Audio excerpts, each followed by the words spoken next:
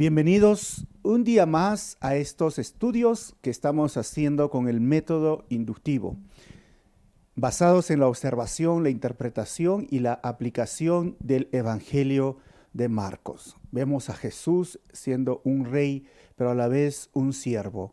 Pero también vemos que Él está cumpliendo la misión de Dios. De todo esto se basa este Evangelio. Hoy, más que nunca, en medio de esta crisis de salud que estamos viviendo, debemos de poner nuestros ojos, como dice Pablo en el libro de Colosenses, en las cosas de arriba y no en las de aquí abajo. Todo esto un día va a pasar. Todo esto que tenemos a la vista, un día no lo vamos a volver a ver. Pero ¿qué es lo que queda?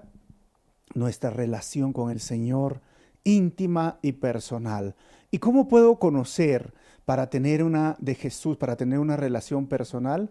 Pues yo te invito a ir conmigo a este estudio bíblico y ver cómo actuaba Jesús, qué problemas se enfrentó, qué situaciones venían a su vida, cómo actuaron sus discípulos. ¿Yo puedo ser un discípulo de Jesús? Por supuesto que puedes serlo, pero déjame ahora guiarte en este estudio, pero vamos a orar primeramente. Señor, te agradecemos en este día. Gracias por tu palabra, gracias porque eres bueno con nosotros y compasivo. Tú has venido a cumplir la misión de Dios, del Padre. Y esa misión es que todos los pueblos, que todas las personas te alaben y te adoren. No solo te conozcan, sino que se rindan en adoración a ti. Y te pido, Señor, que uses mi vida para compartir de tu palabra en esta mañana como un instrumento en tus manos. En tu nombre, Jesús, oramos. Amén. Bienvenidos entonces a la iglesia de Calvary Chapel. Estamos ahora estudiando el libro de Marcos, capítulo 6, versículo 1 al 12. El tema de este párrafo es cuando las buenas noticias llegan a ser malas noticias. Este capítulo está dividido en dos partes o hasta tres partes, pero hoy día vamos a estudiar la primera parte del capítulo 6, versículo 1. Si tienes una Biblia ahí, acompáñame al versículo 13. Vamos a ver que Jesús es rechazado y los 12 son enviados a cumplir la misión de Dios. Del 1 al 3 vamos a ver Jesús es rechazado al cumplir la misión de Dios en Nazaret. Del versículo 4 al 6, Jesús reacciona al rechazo de los de su propia tierra. Y del versículo 7 al 13, los 12 son enviados a cumplir la misión de Dios en Galilea. Recuerden que estamos estudiando Marcos y Marcos es el primer evangelio que ha sido escrito y Marcos usa como fuentes a Pedro y las tradiciones orales. De ahí viene Mateo, de ahí viene Lucas y luego viene Juan. Marcos escuchaba lo que Pedro contaba en sus relatos cuando él iba y predicaba, estaba con los gentiles. Y es por eso que vemos siempre a Jesús actuando. Hasta ahora hemos visto cómo está sanando a personas, cómo está dando vista a los ciegos o está dando libertad a los oprimidos por el diablo, dando vida a los que han muerto. Literalmente han perdido la vida y Jesús les da la vida otra vez. Pero algo sucede en medio de todos estos eventos y vamos a ir al versículo 1 de este capítulo 6 y dice lo siguiente: salió Jesús de allí. ¿Y de dónde es allí? Pues donde estaba anteriormente. Y fue a su tierra en compañía de sus discípulos. O sea, Jesús, recuerden, estaba en Gadara y tengo un mapa ahí. Luego va a Capernaum y de Capernaum es donde sale de allí y se va ahora a Nazaret, el lugar donde él nació. Un pequeño pueblo, una pequeña villa, y cuando vayas a la Tierra Santa vas a poder pasear por esa villa que se ha reconstruido el día de hoy. Versículo 2. Cuando llegó el sábado comenzó a enseñar en la sinagoga.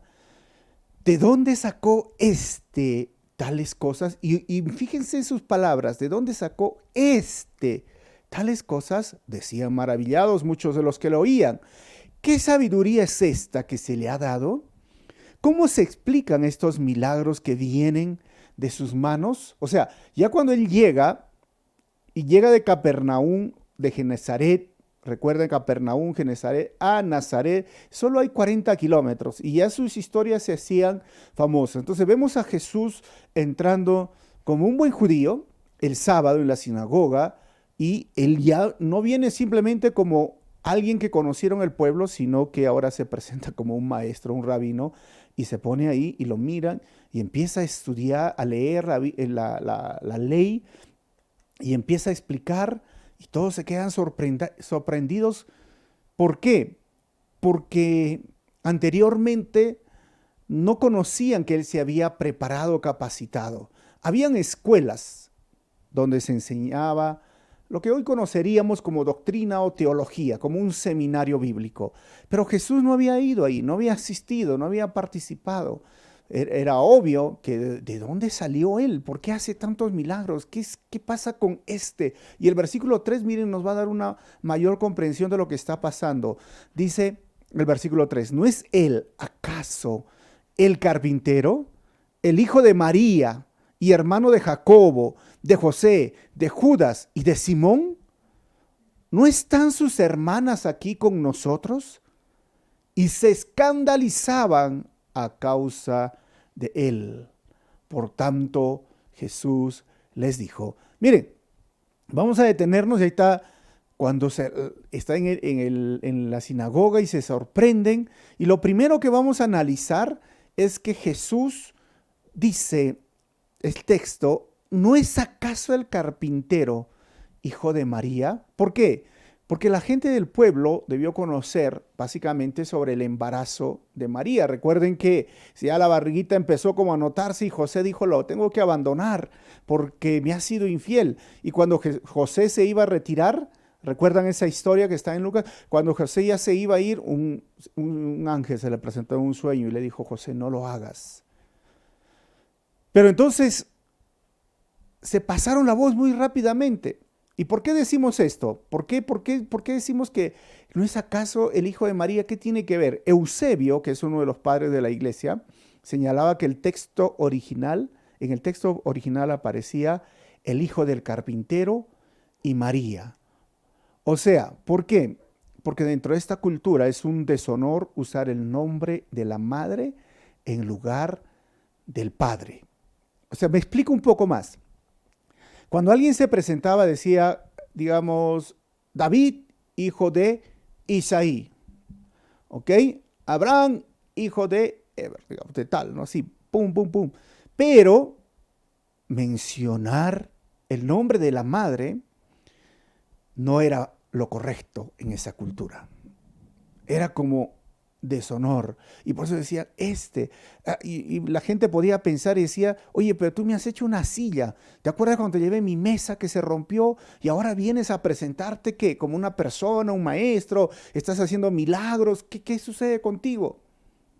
Y los mismos que estaban ahí, maestros de la ley, personas, cuestionaron. Y miren, era tan así que se pasaron la voz tan rápidamente que Juan capítulo 8, en el versículo 41, en un momento cuando estaban allí estos principales, Jesús les dice, las obras de ustedes son como las de su padre, hablando del diablo, ¿no?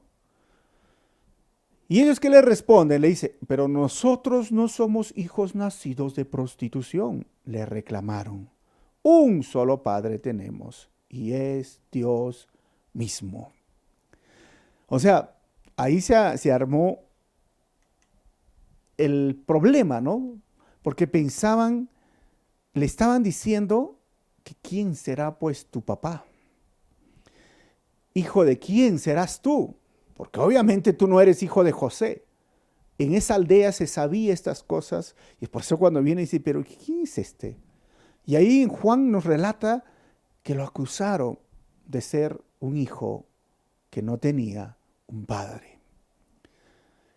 A veces hay muchas personas en la vida que les sucede casi lo mismo. No saben dónde está papá, no saben quién es papá. Por eso es que aquellas cosas que tú sientes, si tú me estás escuchando y no sabes dónde está papá o no sabes dónde está mamá, por eso el escritor de Hebreos decía, acerquémonos a Jesús confiadamente.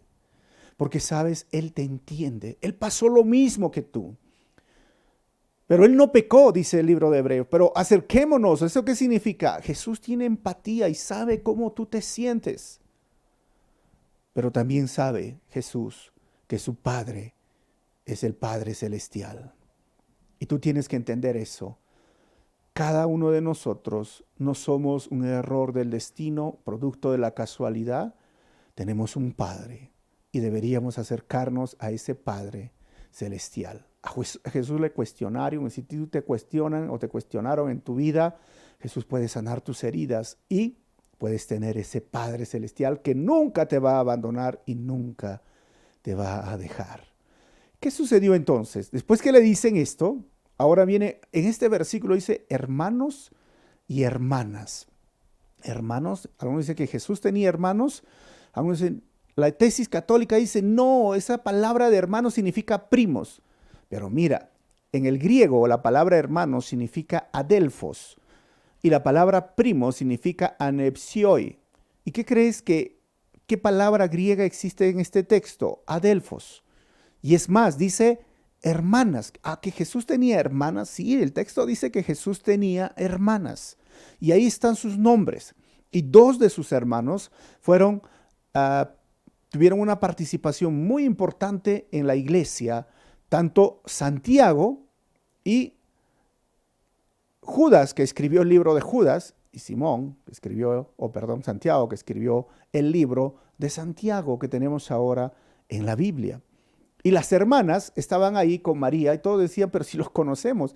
Y miren el testimonio de personas que son testigos oculares.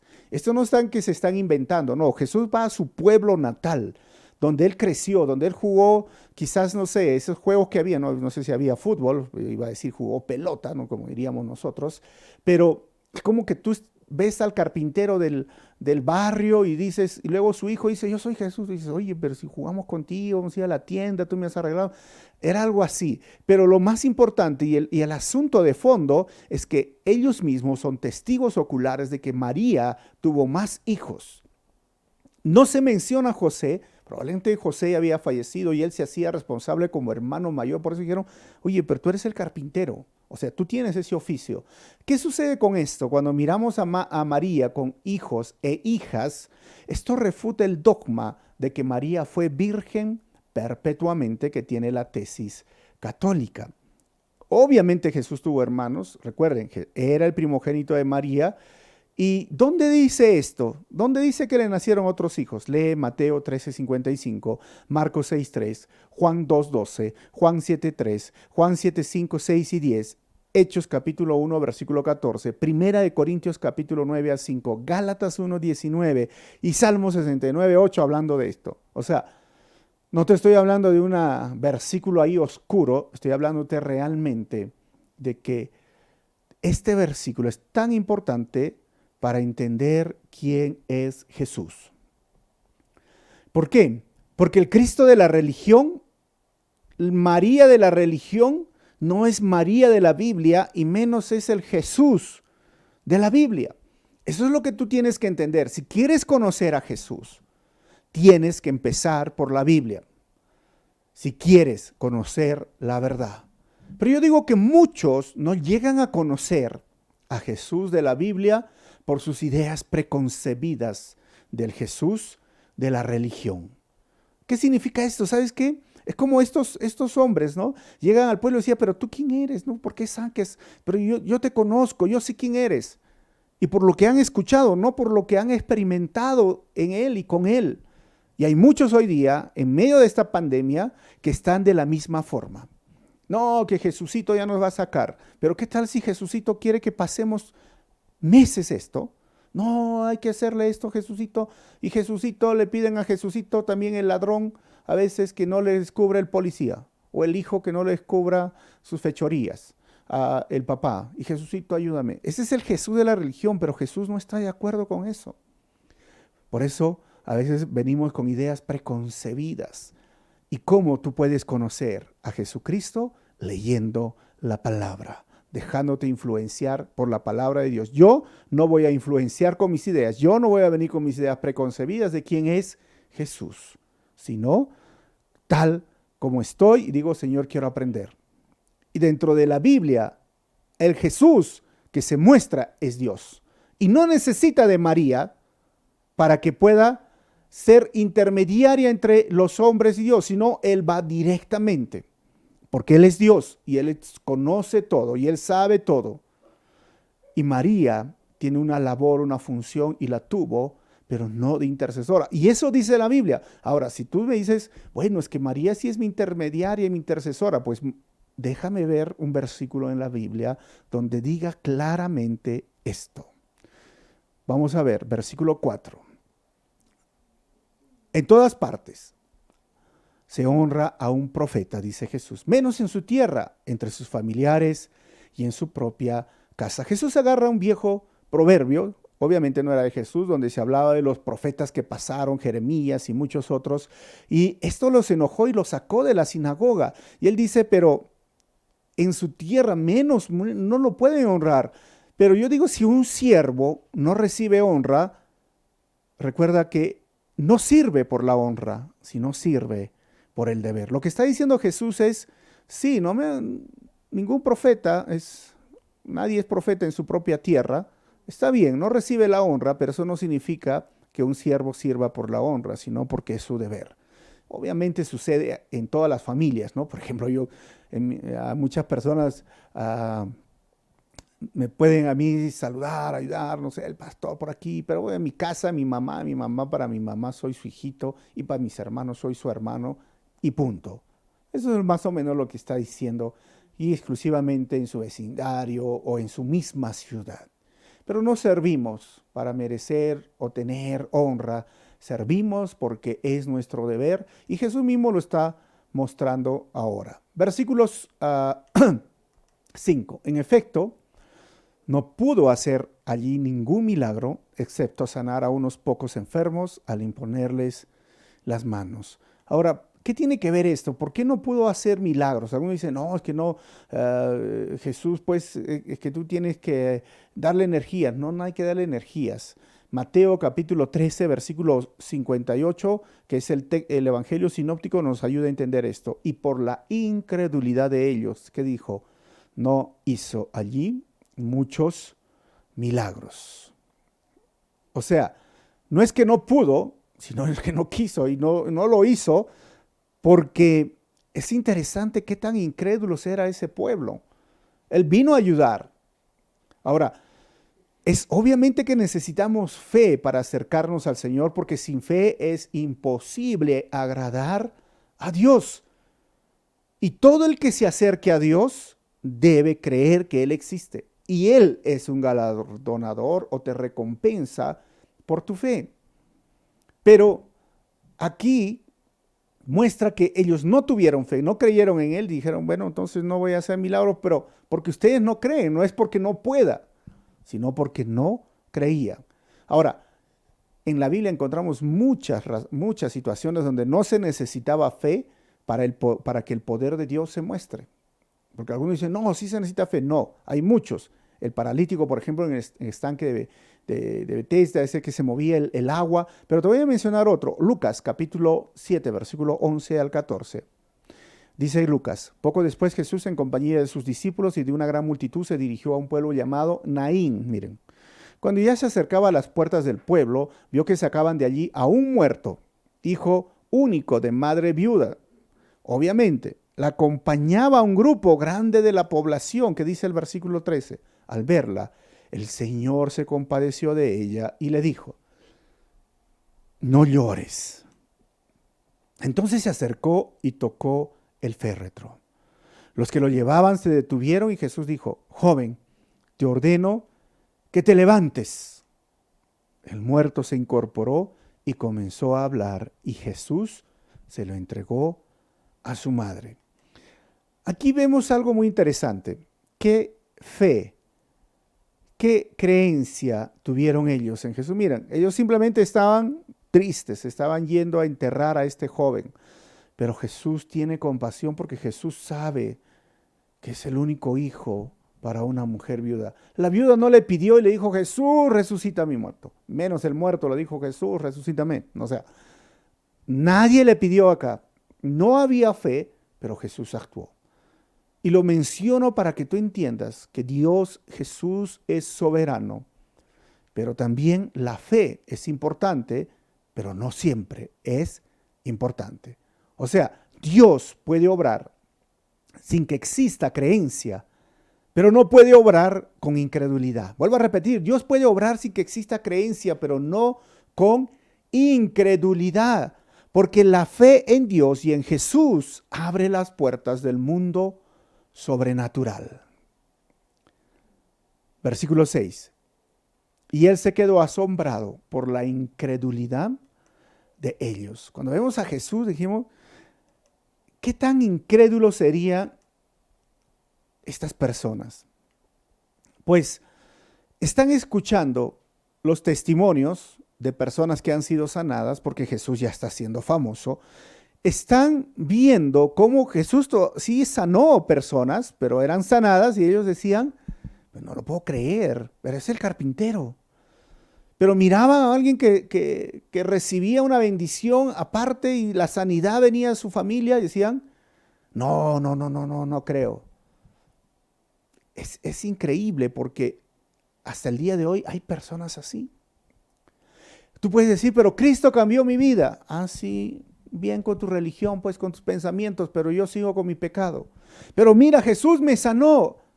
Ah, pero yo sigo confiando en, no sé, en las hierbas medicinales, no sé, no digo que no sana, pero la brujería, me voy a hacer leer la coca. Pero Jesús conoce tu destino y Él tiene planes mejores para ti. No sé, mejor el horóscopo, creo, ¿no? Mejor, no sé, ¿qué dice tal brujita? No sé, que me lean la mano. Pero Dios tiene planes maravillosos para ti. Dices, no, mejor que sigo viendo por ahí los astros, el zodiaco, o sea. Hay personas realmente que son tan incrédulas. Cuando tú le cuentas tu vida o tu testimonio, o cuando pueden ver sanidades, ellos no quieren creer, simplemente porque no quieren creer. Y es en medio de esta situación de entender que Jesús quiere sostener nuestra vida y quiere ayudarnos, algunos no quieren creer. Claramente en el mundo se ve así y Jesús dijo que hay personas, o la palabra de Dios dice, que aún viendo resucitar a los muertos, ellos no van a creer. Pero es interesante que acá lo que le asombra a Jesús es la incredulidad de las personas al ver los hechos de su poder. Jesús se quedó asombrado por la incredulidad. O sea, si hay algo que asombra a Jesús, o es la fe o la incredulidad, pero acá le asombra la incredulidad. Miren, Lucas capítulo 7, versículo 9, dice lo siguiente: al oírlo Jesús se asombró de él. ¿De quién?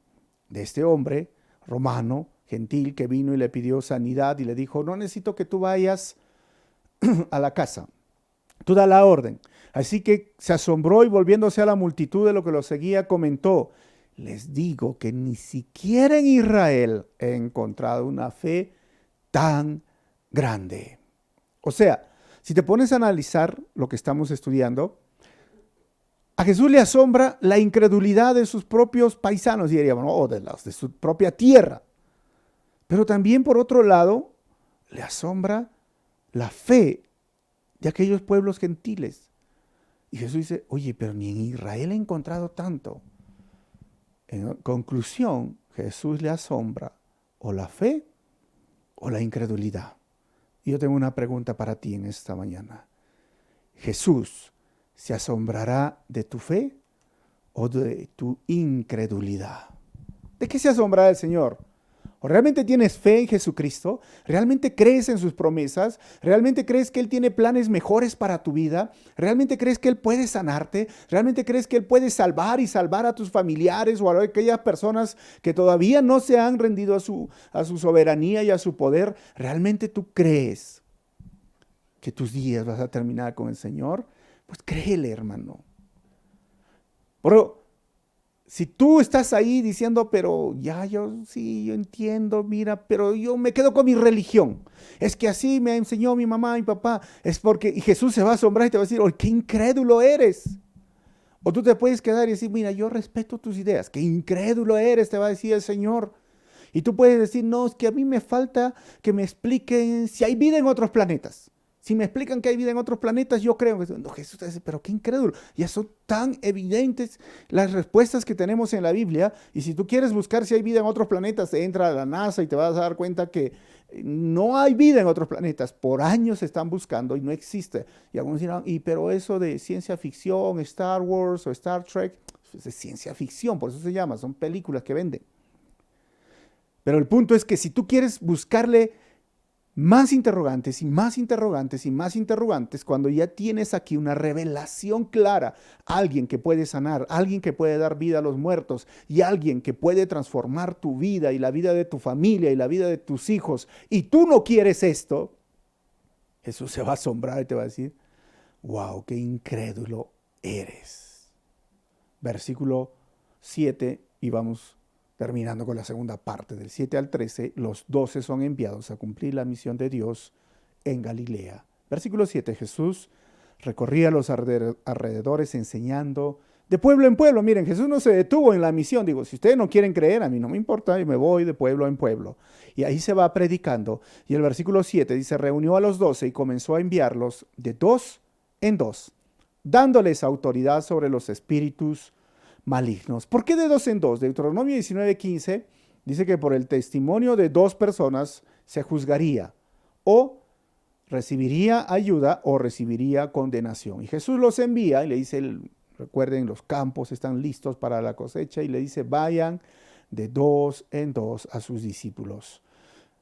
Todo esto significa que es importante el trabajo en equipo, porque podemos estar solos, pero no es bueno estar solitarios.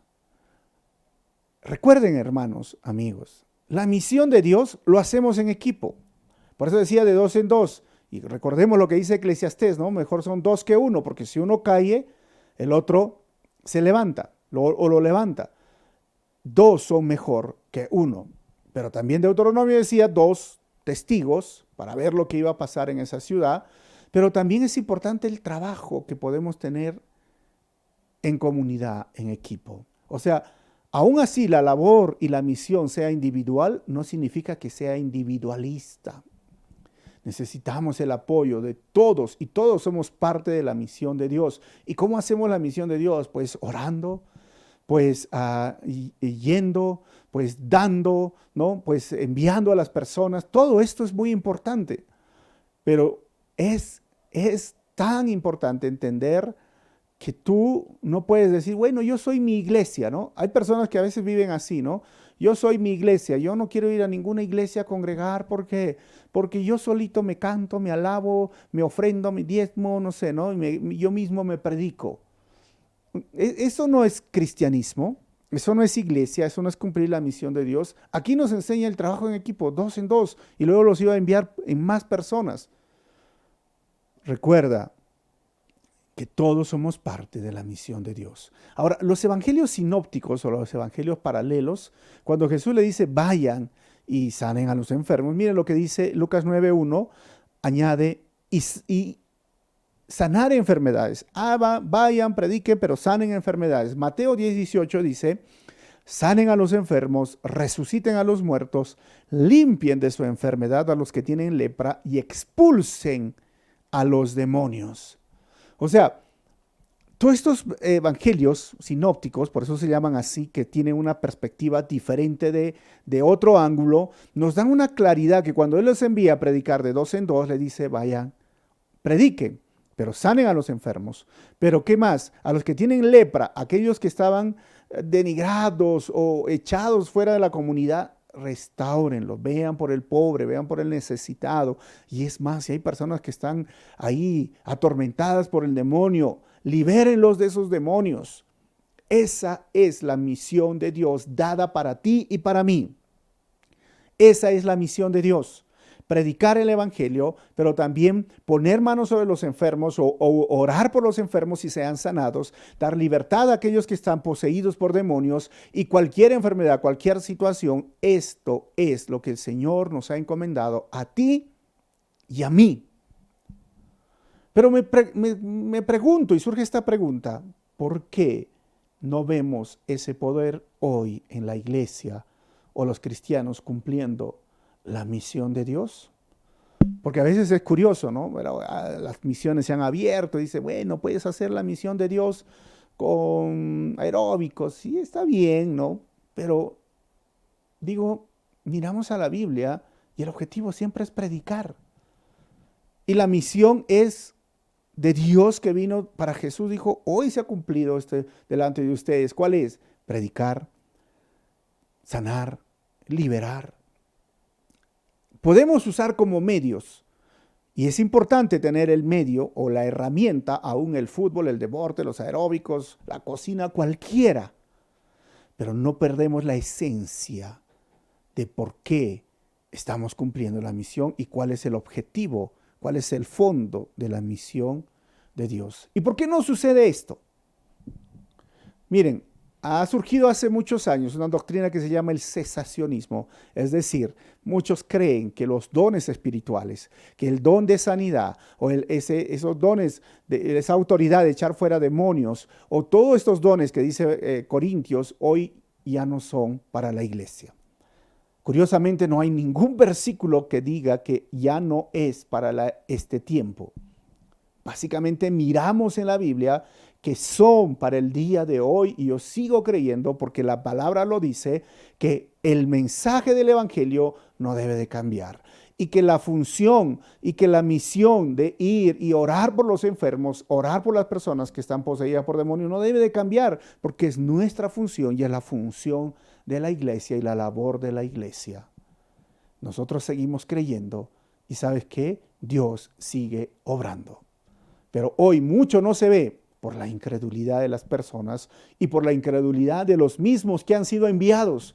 Porque a veces cuando oran, dicen, Señor, yo sé tu soberanía, que si lo puedes sanar, no lo puedes sanar, así que Señor, si tú quieres lo sanas.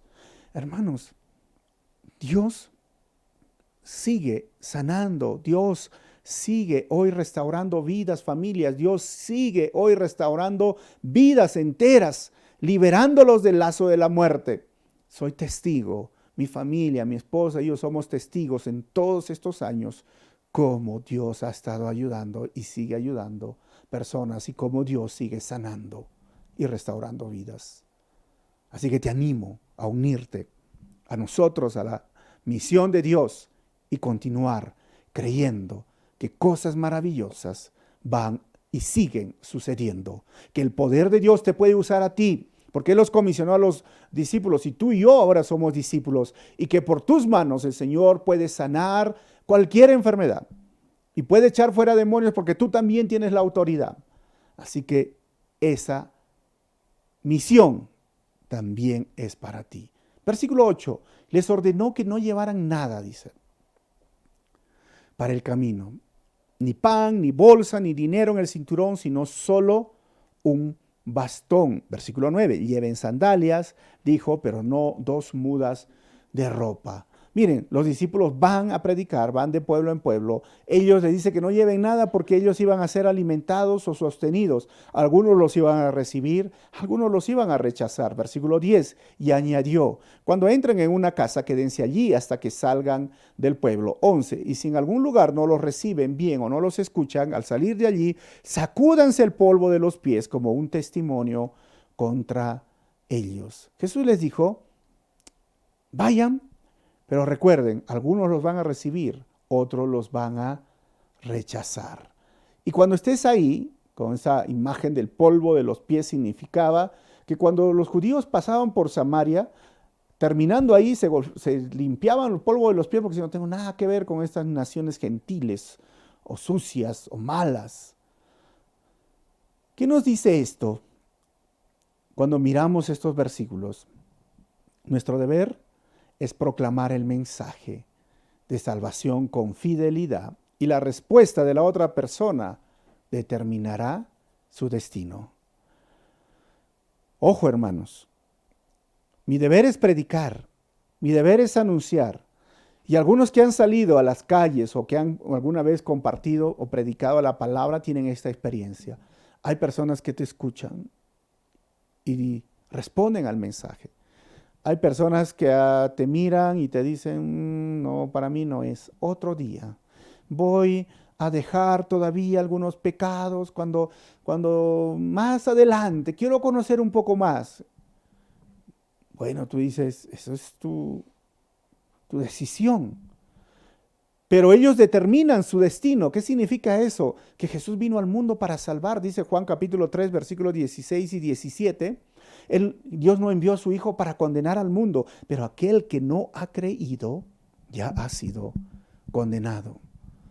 Así que si tú tienes esas respuestas, yo te digo, hermano o amigo que estás escuchando, cree en el nombre del Señor Jesucristo para salvación y perdón de pecados. Pero si tú has sido uno que ha estado predicando y enseñando, líbrate de esa culpa. Si ellos no escucharon, la respuesta de los que tú predicaste no es algo que tú puedes manejar.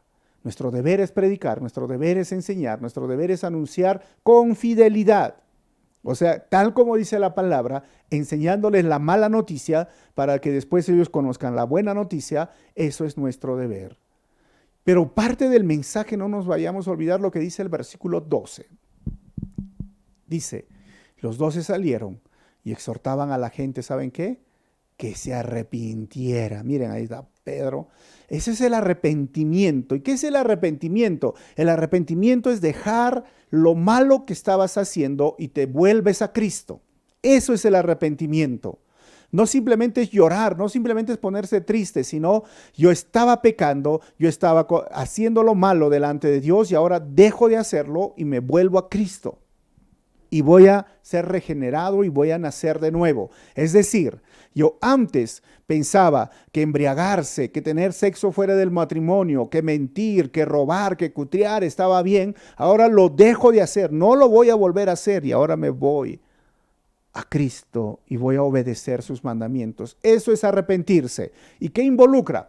Pues involucra el arrepentimiento un cambio de 3 elementos que son básicos y sencillos y que te los voy a enseñar. El elemento intelectual, que significa un cambio en la mente, aquello que pensamos. El elemento emocional, un cambio en el corazón, aquello que deseamos. Y el elemento volitivo, un cambio en la voluntad, aquello que hacemos. O sea, si tú no en tu mente no consideras que tener sexo fuera del matrimonio es pecado, pues nunca te vas a sentir mal en tu corazón de que eso está errado. Por lo tanto, tus acciones van a decir que no hay problema. Pero cuando el arrepentimiento viene en tu mente y dices, no, Señor, eso es, tu ley dice que no debo hacerlo y eso es pecado. Viene a tu corazón su ley y dices, no debo de hacerlo, entonces no lo voy a hacer. Por lo tanto, tus acciones dicen, no lo voy a hacer. Pero si no hay un cambio, si no hay un arrepentimiento, si tú en tu mente no consideras la palabra de Dios como el mandamiento absoluto, como que aquello que te va a traer vida, como que aquello que trae respuestas para tu futuro, pues nunca va a suceder nada. Y en tus emociones a ti te vale, ¿no? Si haces, no lo haces, porque hay gente que roba y no se siente mal, y al contrario se alegra y sale contando, oye, mira cómo robé. Hay gente que se emborracha y todo lo cuenta, ¿no? Oye, ¿sabes cómo me he venido yo solito, no? Las cosas, y cuentan como si fuesen héroes, porque no entienden que están pecando contra Dios, porque no ha sucedido un cambio en su intelecto, en sus emociones y en su voluntad. Y yo te animo a que realmente tú te arrepientes. Y hoy que te arrepientas si hoy tú no estás caminando conforme a la voluntad de Dios. Y el problema es que si tú no andas conforme a la voluntad de Dios, lo único que te espera es la condenación eterna. Versículo 13 y termino. También expulsaba a muchos demonios y sanaban a muchos enfermos ungiéndolos con aceite. Y miren la diferencia, expulsaba a muchos demonios y sanaba a muchos enfermos. O sea, hay una diferencia siempre entre la sanidad y los demonios, porque algunos dicen, no, toda enfermedad es un demonio. No, este versículo dice que no toda enfermedad es un demonio.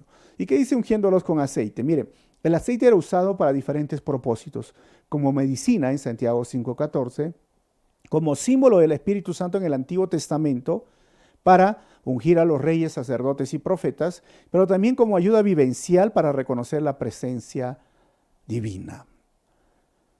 Voy a terminar con estas conclusiones. Primero, para conocer de Jesús, debes dejar que la Biblia te enseñe quién es Él y no le enseñes tú a la Biblia.